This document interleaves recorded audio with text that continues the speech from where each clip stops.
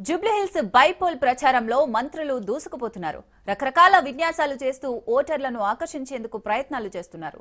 యూసఫ్గూడలో ప్రచారం నిర్వహించిన మంత్రి పొన్నం ప్రభాకర్ ఆటో నడపక బోరబండ సైట్ 3లో ప్రచారం చేసిన మంత్రి సీతక్క దోసలేశారు. స్థానికుల సమస్యలను అడిగి తెలుసుకున్నారు. జూబ్లీహిల్స్ ఉప ఎన్నికల్లో కాంగ్రెస్ అభ్యర్థి నవీన్ యాదవ్ ను గెలిపించాలని కోరారు.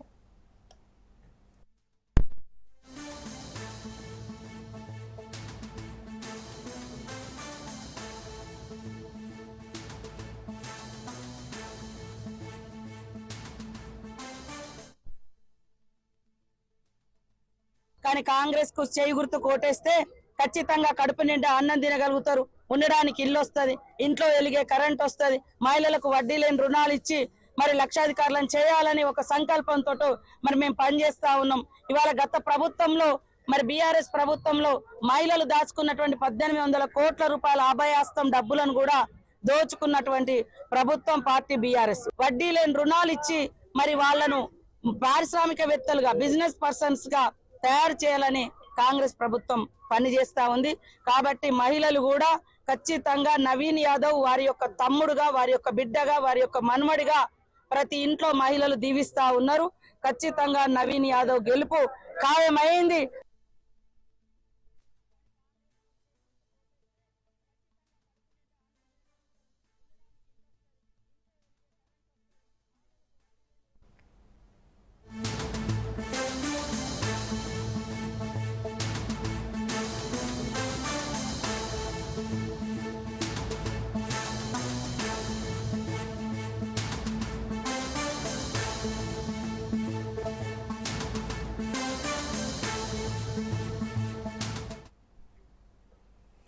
నెల్లూరు జిల్లా మరిపల్లిలో కలకలం రేగింది. సాయి సింధు ట్రావెల్స్ బస్సులో సాంకేతిక లోపం తలెత్తింది. బస్సు ఇంజన్ నుంచి పొగలు వచ్చాయి. కాలిన వాసన రావడంతో బస్సును డ్రైవర్ ఆపేశాడు. బస్సు పొదలకూరు నుంచి బెంగళూరు వెళ్తుండగా ఘటన జరిగింది.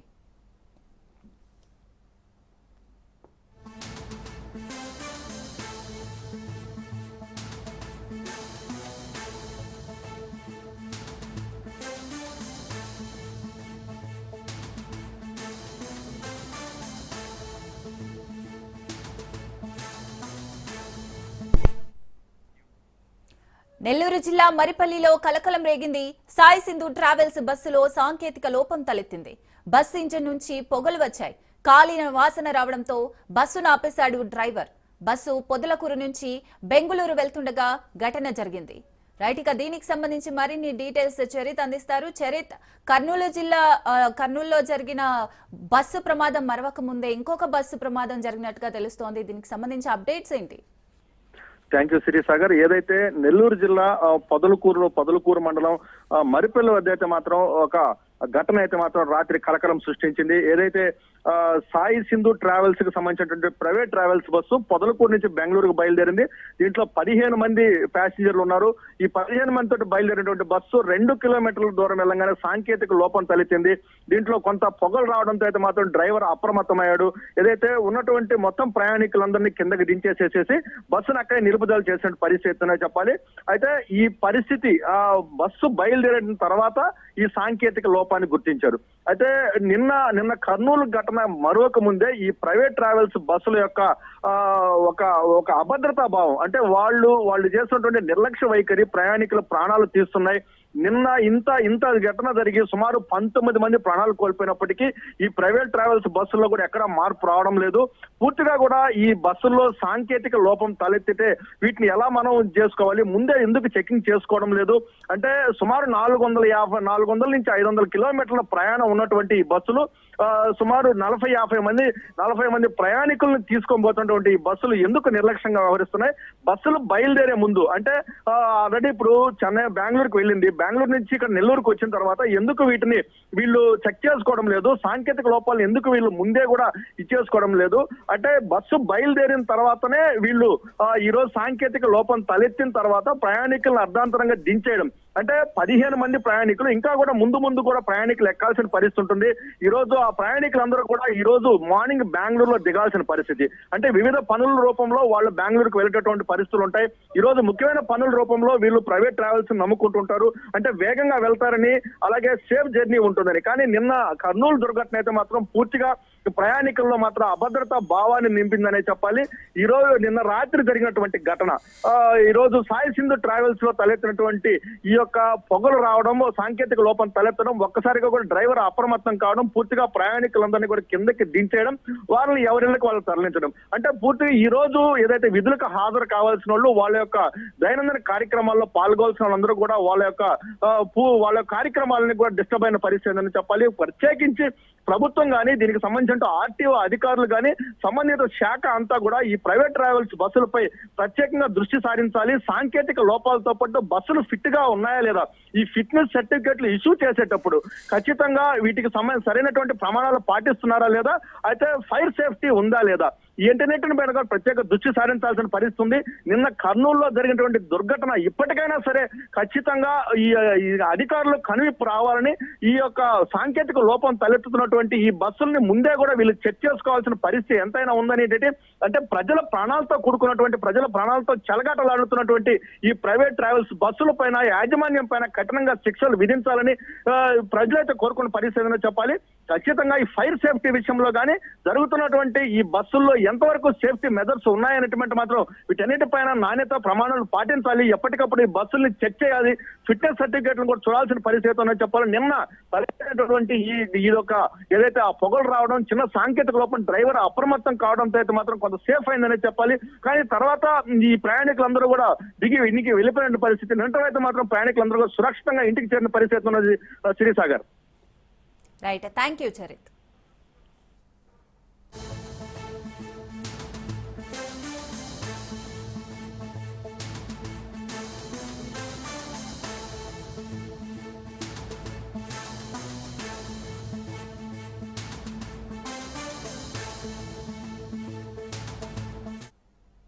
ఇక కర్నూలు బస్సు ప్రమాదం మిస్టరీ వీడింది. పోలీసుల దర్యాప్తులో కీలక విషయాలు వెలుగులోకి వచ్చాయి. బైకర్ శివశంకర్ స్నేహితుడు ఎర్రస్వామిని పోలీసులు పలు కోణాల్లో ప్రశ్నించారు. బైక్ స్కిడ్ అయి రోడ్డు కుడి పక్కనున్న డివైడర్ ను ఢీకొట్టింది. శివశంకర్ ఎలా ఉన్నాడో చూసి పక్కకు లాగేందుకు ఎర్రస్వామి యత్నించినట్లు పోలీసులు గుర్తించారు. ప్రమాదంలో బైక్ నడిపిన శివశంకర్ అనే యువకుడు మృతి చెందాడు. రోడ్డు మధ్యలో పడి ఉన్న బైక్ ను అటువైపుగా వస్తున్న వేమూరి కావేరి బస్సు ఢీకొని ఈడ్చుకెళ్లడంతో ప్రమాదం జరిగింది.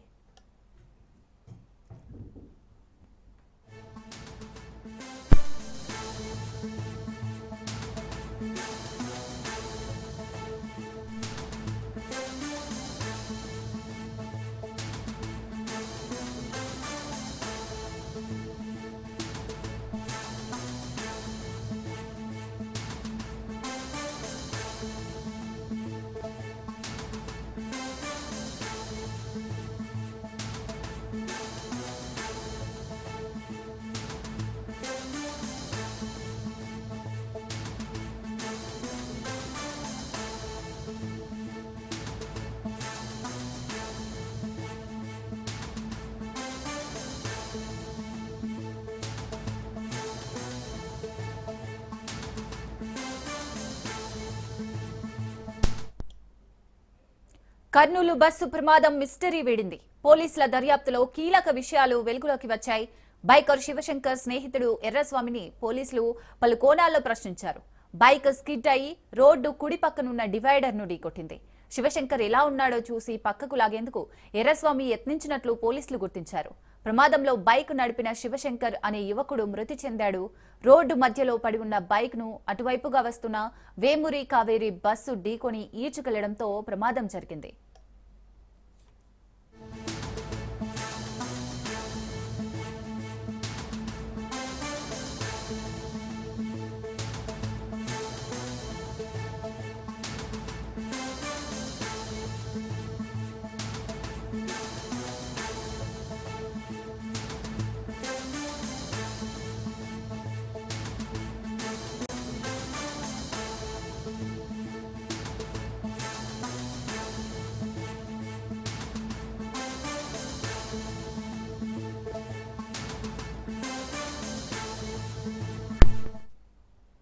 ప్రైవేటు ట్రావెల్స్ బస్సులపై అధికారులు కొరడా జుల్పిస్తున్నారు. ప్రమాణాలు పాటించని బస్సులకు నోటీసులు ఇస్తున్నారు. లైసెన్స్ ఎక్స్పైరీ అయిన బస్సులను నిలిపివేశారు. నెల్లూరు ఘటనతో మేల్కొన్న ట్రాఫిక్ పోలీసులు దాడులు ముమ్మరం చేశారు. ప్రత్యేక టీంతో ఆర్టీఏ అధికారులు తనిఖీలు చేశారు.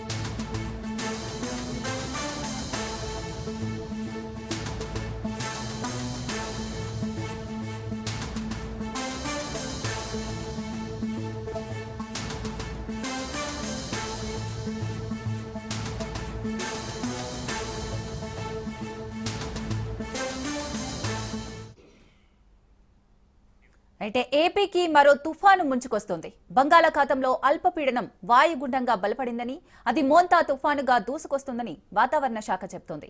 ఆగ్నేయ బంగాళాఖాతంలో వాయుగుండం కొనసాగుతోంది. ఇది అండమాన్ నికోబార్ దీవులకు 510 కిలోమీటర్లు, చెన్నైకి 890, విశాఖపట్నానికి 920, కాకినాడకు 920, ఒడిశాకు 1000 కిలోమీటర్ల దూరంలో కేంద్రీకృతమై ఉందని వాతావరణ శాఖ తెలిపింది. ఇవాళ తీవ్ర వాయుగుండంగా మారే అవకాశం ఉన్నట్లు తెలుస్తోంది. సోమవారం అర్ధరాత్రి లేదా మంగళవారానికి తీవ్ర తుఫానుగా మారుతుందని వాతావరణ శాఖ వివరించింది. తుఫానుగా మారాక ఉత్తర వాయువ్య దిశగా కదులుతూ మచిలీపట్నం, కళింగపట్నం మధ్యలో కాకినాడ సమీపంలో మంగళవారం సాయంత్రానికి తీరం దాటే అవకాశం ఉందని పేర్కొంది.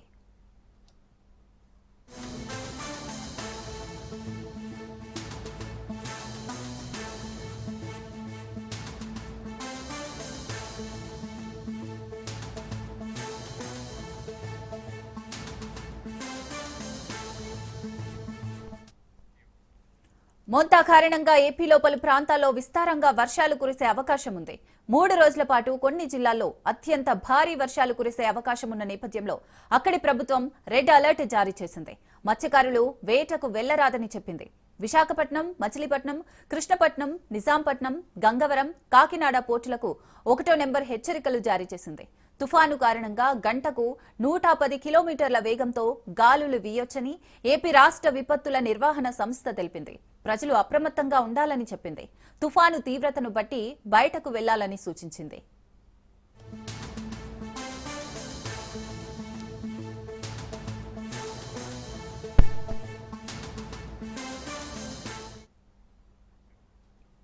ఇక తుఫాను కారణంగా ఏపీలోని తీర ప్రాంత జిల్లాలో ఉన్న విద్యా సంస్థలకు 28, 29 తేదీల్లో సెలవు ప్రకటించాలని వాతావరణ శాఖ అధికారులు విద్యాశాఖ అధికారులకు సూచించారు. దూర ప్రాంతాలకు వెళ్లేవారు ప్రయాణాలు వాయిదా వేసుకోవాలని పేర్కొన్నారు. భారీ వర్షాలు కురిసే అవకాశం ఉండటంతో మచిలీపట్నం, దివిసీమ, విజయవాడ, గుంటూరు, ఏలూరు, గోదావరి జిల్లా ప్రజలు అప్రమత్తంగా ఉండాలని అధికారులు కోరారు. రైతులు వ్యవసాయ పనుల్లో జాగ్రత్తలు తీసుకోవాలని, పంటలను రక్షించే చర్యలు ముందుగానే తీసుకోవాలని అధికారులు సూచించారు. లోతట్టు ప్రాంతాల ప్రజలు అప్రమత్తంగా ఉండాలని, తుఫాను సమయంలో అత్యవసరం అయితే తప్ప బయటకు రావద్దని అధికారులు హెచ్చరించారు.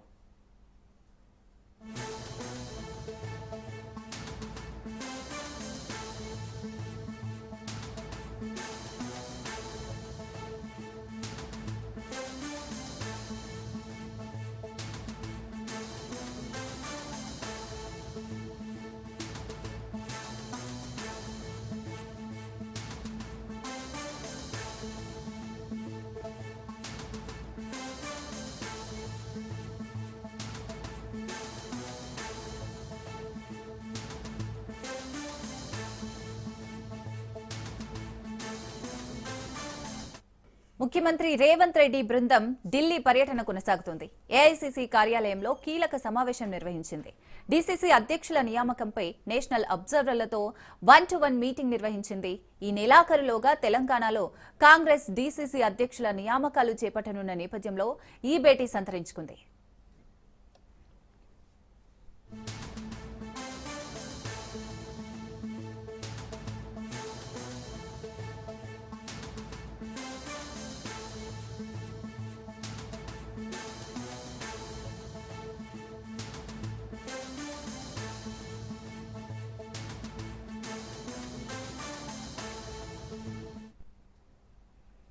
అలాగే ముఖ్యమంత్రి రేవంత్ రెడ్డి ఢిల్లీలో ఏఐసీసీ నేత కేసీ వేణుగోపాల్తో భేటీ అయ్యారు.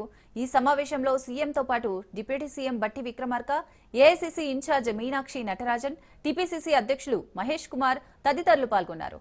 రాష్ట్ర రాజకీయ పరిణామాలపై ఈ భేటీ చర్చించారు.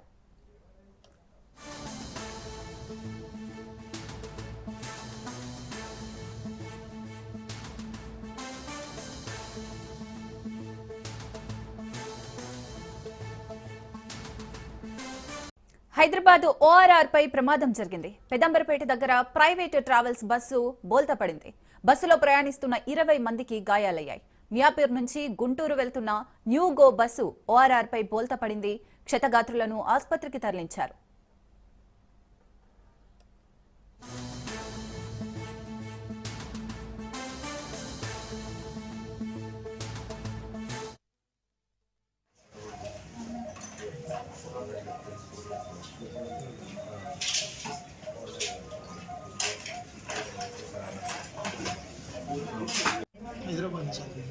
ఎంతమంది వచ్చు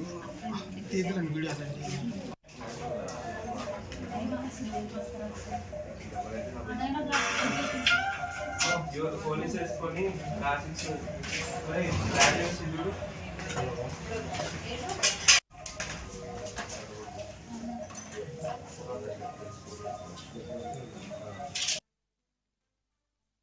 ఈరోజు మధ్యాహ్నం 12:30-12:35 మధ్యలో మియాపూర్ నుంచి బయలుదేరిన ఒక న్యూగో బస్సు, ఎలక్ట్రికల్ బస్సు గచ్చిబౌలిగడ ఓఆర్ఆర్కి మన పెద్దంబరపేట దిగి గుంటూరు వెళ్ళవలసి ఉన్నది. దాంతో ఆ టైంకి ఇక్కడ డౌన్ ర్యాంప్ దగ్గర లెఫ్ట్ కరువు తీసుకునే ప్లేస్లో డ్రైవరు సరిగా తీసుకోనందువల్ల అది రైలింగ్ తాకి కింద పడింది బ్రిడ్జ్ మీద నుంచి. దాంట్లో 15 మంది వరకు ప్రయాణికులు ఉన్నారు. ఇమీడియట్గా మేము రష్ అయినాము. మేము ఓఆర్ఆర్ టీం వచ్చి అందరినీ రెస్క్యూ చేసినాము. ఎవరికైతే క్యాజువాలిటీ కాలేదు. ఇంజురీస్ మాత్రం ఒక 6 మందికి బ్లడ్ ఇంజురీస్ అయినాయి, బ్లీడింగ్ ఇంజురీస్. వాళ్ళు ఇమీడియట్గా కొంతమంది డిఆర్డీ అపోలో, కొంతమందిని హయత్ నగర్ వీలైనంత వరకు దగ్గరున్న హాస్పిటల్లో అడ్మిట్ చేశాము. ఇప్పుడు బస్ తీసే ప్రయత్నం చేస్తున్నాము. ఇది ఎలక్ట్రికల్ బస్ కాబట్టి ఫైర్ స్టేషన్ వాళ్ళు కూడా వచ్చారు. ఫైర్ డిపార్ట్మెంట్, అదర్ హైడ్రా వాళ్ళు కూడా ఇమీడియట్గా ఏమైనా ఇంకా ప్రమాదం పెరిగితే వాళ్ళు ఇమీడియట్గా అటెండ్ కావడానికి వచ్చారు. మా ట్రాఫిక్ పాయింట్ ఆఫ్ నుంచి ట్రాఫిక్ ఏమి ఇబ్బంది లేకుండా ఆల్ వెహికల్స్ పంపిస్తున్నాము. ఇంకొక తొందరలో ఈ బస్సు కూడా రిమూవ్ చేసి క్లియర్ చేస్తాము. ఇప్పుడు ఈ ప్రాథమిక సమాచారం ప్రకారం అయితే డ్రైవర్ అప్రమత్తంగా లేకపోవడం వల్ల జరిగినట్టు కనిపిస్తుంది. ఆ లాండ్ ఆర్డర్ వాళ్ళు ఇన్వెస్టిగేట్ చేస్తారు. దాన్ని బట్టి ఫర్దర్ విషయాలు తెలుస్తాయి. Thank you.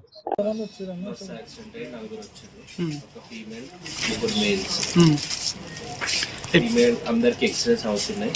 అయినాక ఎవరు ఎక్కడెక్కడ దాకా క్లియర్గా చెప్తున్నారు. అంటే సీరియస్ ఏమైనా ఉన్నట్టు ఎమర్జెన్సీ అనిపిస్తున్నారు. ఒక ఫీమేల్ అయితే కొంచెం ఫ్రాక్చర్స్ ఉన్నాయి. ఇంకా మిగతా వాళ్ళకి ఎక్కడెక్కడ దెబ్బలు తగినాయి? ఒక ఆయనకి తలకి రాకుండా, ఒక ఆయనకి ఛాతీకి, ఇంకొక అబ్బాయికి కాళ్ళ దగ్గర. మొత్తం ఎంతమంది వచ్చారు ముందుగా? 4. నలుగురికి ట్రీట్మెంట్ అంటే పాజిటివ్ రెస్పాండ్ అవుతున్నారు వాళ్ళు? 4 సేఫ్గా ఉన్నట్టు అంటే అవుట్ ఆఫ్ డేంజర్ అండి? అది ఎక్స్రేస్ తర్వాత చెప్పడానికి ఉంటుంది. కండిషన్ చెప్పడానికి. తలకి ఎంతమంది గాయాలైంది? 2. వాళ్ళ పేర్లు ఏమని చెప్పగలుగుతారా? చెప్పండి. ప్రభాకర్, కార్తీక్.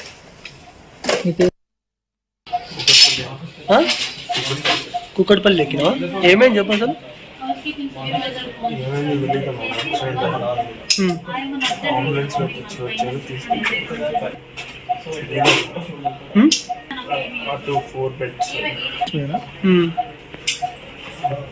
ఎక్కడ వెళ్తున్నారు మీరు? ఎంతమంది మీరు? మీరు ఎంతమంది వచ్చారు? నువ్వు ఒక్కనివే? కూకట్పల్లి నుంచి ఎక్కడ పడింది బస్సు? పడ్డప్పుడు మీకు ఏమనిపించింది అసలు? మీకు చూసిరా అసలు పడ్డప్పుడు? మీ పేరేం పేరు? హైదరాబాద్ చాదర్ఘట్ లో జరిగిన కాల్పుల ఘటనపై సిటీ సిపి వీసీ సజ్జనార్ స్పందించారు. చాదర్ఘట్ విక్టోరియా గ్రౌండ్ సమీపంలో ఇద్దరు దొంగలు సెల్ ఫోన్ దొంగతనం చేస్తూ పారిపోతుండగా వారిని అక్కడే తన సిబ్బందితో ఉన్న సౌత్ ఈస్ట్ డీసీపీ చైతన్య పట్టుకునే ప్రయత్నం చేశారని, ఈ క్రమంలో ఒక దొంగ తన వద్ద ఉన్న కత్తితో కానిస్టేబుల్ పై దాడికి ప్రయత్నించారని చెప్పారు. ఈ క్రమంలో ఆత్మరక్షణలో భాగంగా డీసీపీ చైతన్య దొంగలపై 2 రౌండ్లు కాల్పులు జరిపారని, ఈ ఘటనలో ఓ దొంగకు గాయాలైనట్లు చెప్పారు. గాయపడిన దొంగను ఆసుపత్రికి తరలించామని, ఈ ఘటనలో డీసీపీతో పాటు మిగతా పోలీస్ సిబ్బంది అంతా క్షేమంగా ఉన్నట్లు చెప్పారు. గాయపడిన దొంగ నేర చరిత్రపై ఆరా తీస్తున్నామని స్పష్టం చేశారు.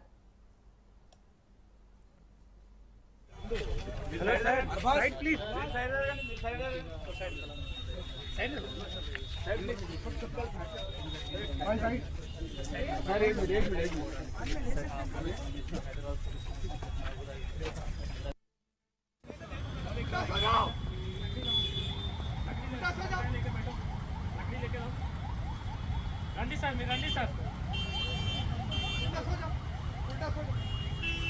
उल्टा तो सर नीचे करो, सर नीचे करो, सर नीचे करो. हाथ सर, हाँ सर नीचे करो, गोली लगी, सर नीचे करो.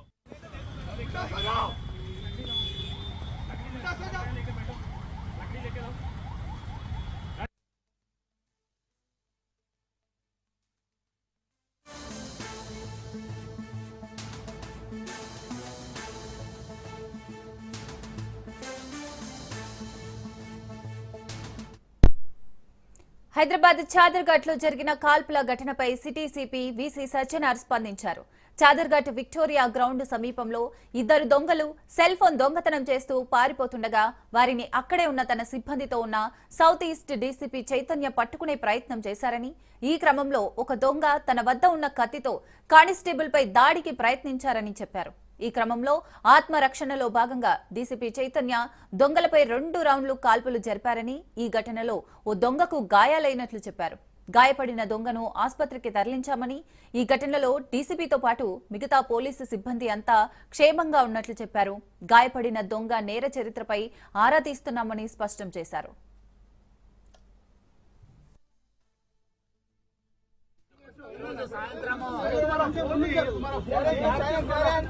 ఈరోజు సాయంత్రము 5 గంటలకు ఇక్కడ చాదర్ఘట్ విక్టోరియా ప్లే గ్రౌండ్ దగ్గర మన డీసీపీ మన గన్మ్యాన్ వెళ్తుంటే సమయంలో ఒక రౌడీ షీటరు, కాలపత్త రౌడీ షీటరు మరియు ఒక ప్రాపర్టీ అఫెండరు ఒక మొబైల్ థెఫ్ట్ కి ప్రయత్నం చేయడం జరిగింది. దాన్ని చూసి ఇమిడియట్ గా మన డీసీపీ చైతన్య ఆమె గన్మ్యాన్ ఆమెను పట్టుకోవడానికి ప్రయత్నం చేయడం జరిగింది. పట్టుకుంటే సమయంలో ఆమె ఇమిడియట్లీ మా గన్మ్యాన్ పైన కత్తితోని దాడి చేయడానికి ప్రయత్నం చేయడం జరిగింది. ఇమిడియట్లీ ఆల్మోస్ట్ ఇంకా మా కానిస్టేబుల్ పైన దాడి జరుగుతుంది, ఇంకా ఆయన ఇంజురీ అయిపోతున్న సమయంలో మా డీసీపీ చైతన్య 2 రౌండ్ ఫైర్ చేయడం జరిగింది.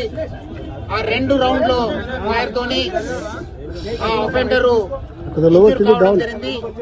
ఒక బుల్లెట్ చేతికి, ఒక బుల్లెట్ స్టమక్ దగ్గర తగిలింది. ఇమిడియట్లీ మా డీసీపీ ఆయన గన్మెన్ ఇక్కడ ఉన్న ఆఫీసర్స్ తో ఇమిడియట్లీ అలర్ట్ చేసి ఆయనకు ఒక ప్రైవేట్ హాస్పిటల్ కి చేర్చడం జరిగింది.